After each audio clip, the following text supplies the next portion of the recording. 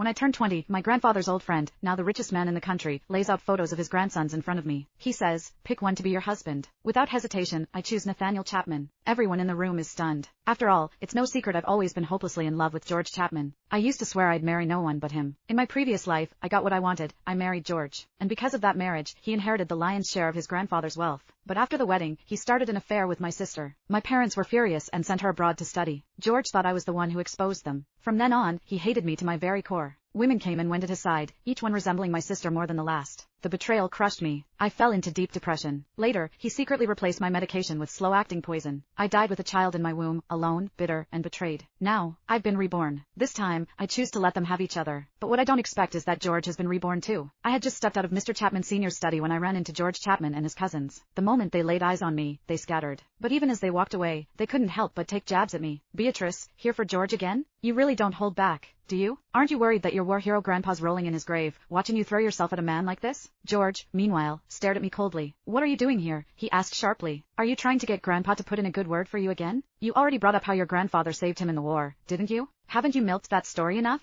You know what, don't bother. You've already embarrassed me enough by turning our relationship into the talk of the town. I haven't made up my mind about the wedding. No matter who you run to, it won't make a difference. His eyes were filled with contempt and disgust. Just like in my previous life, my love had never been enough to move him. I let out a long breath before calmly saying, does this have anything to do with you? Mr. Chapman Sr. was the one who invited me. He's throwing a birthday party for me tomorrow. As soon as my words settled, George's cousins froze. What? Grandpa's hosting a party for you? One of them blurted. I knew exactly why they looked so stunned. Mr. Chapman Sr. hadn't involved himself in family affairs in years. Now that he was stepping in, it was clear this was more than just a birthday party. He had once told me that on my 20th birthday, I'd have to choose a husband from among the Chapman young men. Whoever I picked would inherit most of his personal estate and take over as the head of the family. After the initial shock wore off, George's cousins turned to George with teasing grins. Congrats, George. Don't forget about us once you're in charge, said one. Another chimed in, with Grandpa backing you, you can finally step into the big leagues. Congrats to you, too, Beatrice. After all these years of trying to win me over, it looks like you're finally getting what you want. You must be thrilled, George remarked, sarcasm dripping from his voice as he shot me an arrogant look. Then, he leaned in closer and whispered, but to avoid the same pathetic ending as last time, there's something you must agree to. Once we're married, we live separate lives. You stay out of my business.